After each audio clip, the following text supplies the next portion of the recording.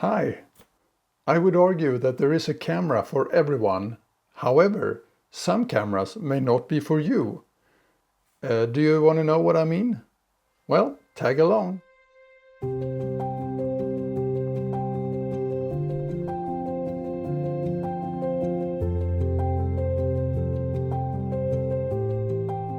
Welcome.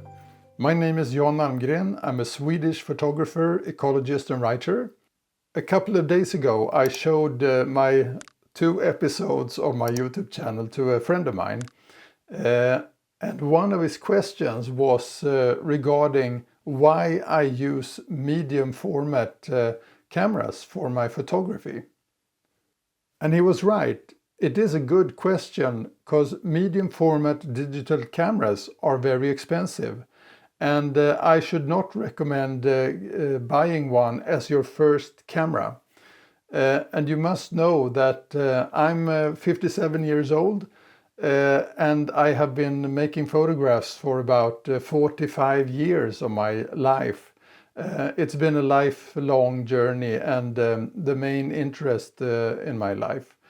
And it took me about 40 years of camera equipment before I reached the phase in my life where medium format photography, at least digital, began to be really intriguing and interesting. And I have had so many different cameras. When I began, it was mostly analog film cameras, of course, but I always lusted for another camera. And today's climate is even more exceptional because we are surrounded by technology, we are surrounded by commercials, and it is so hard, I imagine, for the beginner to try to determine what camera should I use in this jungle of cameras. So I will not give advice what camera you should buy, but I can at least explain my journey and how I have thought about cameras over all these years. So in my last video I showed a few examples of going outdoors with a beast of a vintage camera. And I'll just reach for it here. It is this Hasselblad 500 series camera. It now has the film back on it, but when you saw it in the field, we were out looking for spring anemones. We were photographing with the Hasselblad 50 megapixel digital back on it.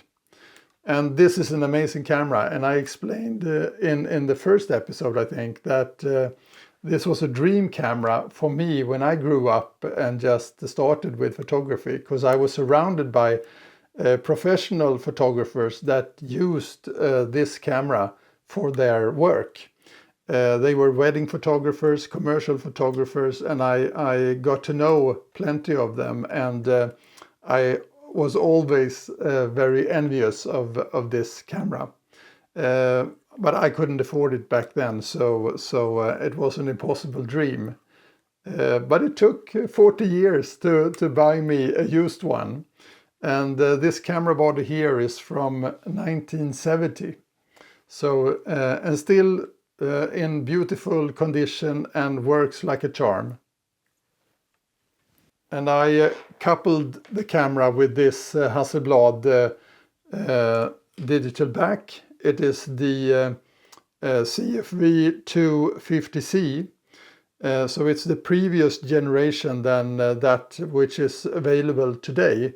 Today's digital back from Hasselblad in this retro design has 100 megapixels sensor in it.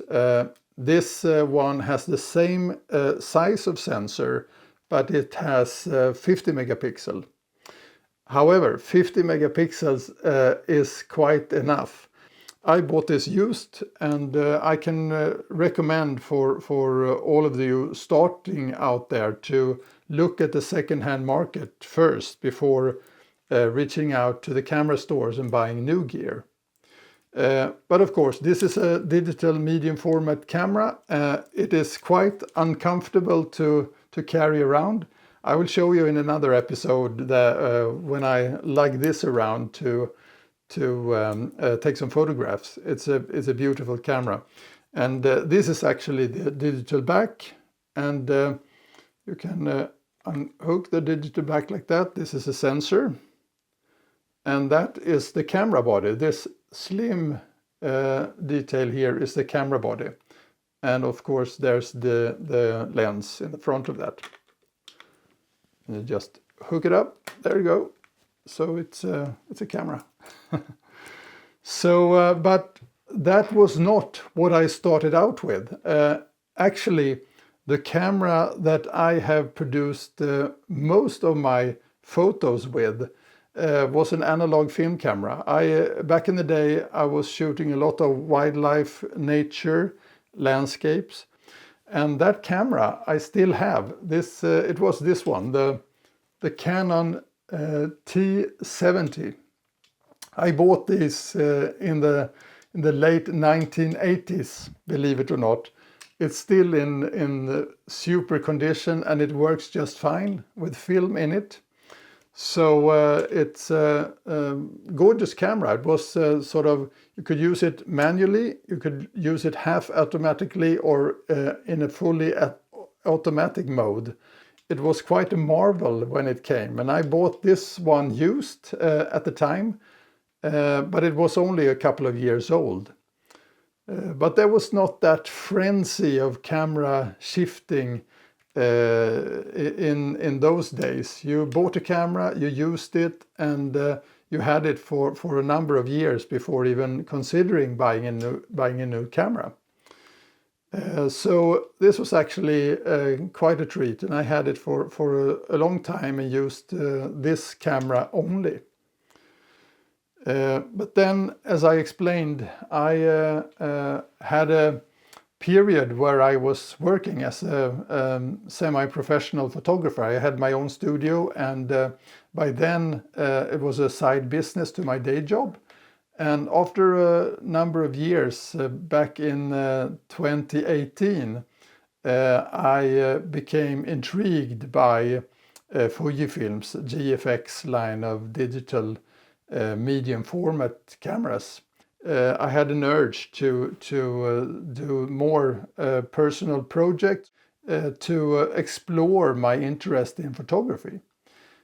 So when I say there's a camera for everyone, and these kinds of cameras, digital medium format cameras, may not be for everybody or may not be for you, because the best advice I can give is to learn your camera. If you buy a very advanced camera as your first camera when you're a beginner and just sort of urging to learn about photography and experimenting, the technology in modern cameras can be so overwhelming, and you may not produce the results that you want, that you lose interest. You put the camera on your shelf and then forget about it. So it just remains a dream, and you do nothing with it later. So it's better to, in my opinion, invest in a used camera. Go with the budget you have, a good camera and a good lens. And that's it. You don't need much more to begin with. And then if this interest in photography sort of gets you hooked, then you can always in a year or two invest in another used camera and sort of building your way up. As I explained, it took me 40 years to end up with digital medium format cameras. That's because I never had the budget to do it before. And also for me, it has been a journey to learn new things about photography, to see in a bigger format. And also it was a way back for me looking at what the Hasselblads could do, you know, the large format camera, 6x6 and larger. That was the reason actually that made me jump onto the digital medium format bandwagon. So there you have some of my thoughts about getting your first equipment or sort of upgrading with new equipment as the journey continues.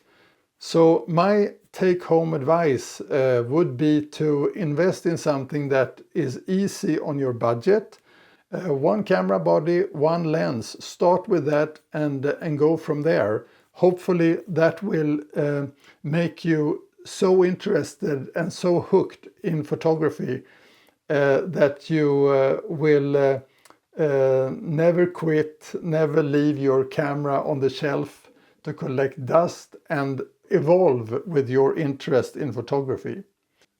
So that was some advice from me about getting your first camera, and I really believe that there is a camera for everyone. There are so many cameras out there, so many used cameras that are so good that deserves a new life in the hands of you as a young beginner photographer. Thank you for listening, and if you like this content, please consider subscribing, liking, and of course ticking the bell so that you will be reminded of any updates or new episodes in this channel.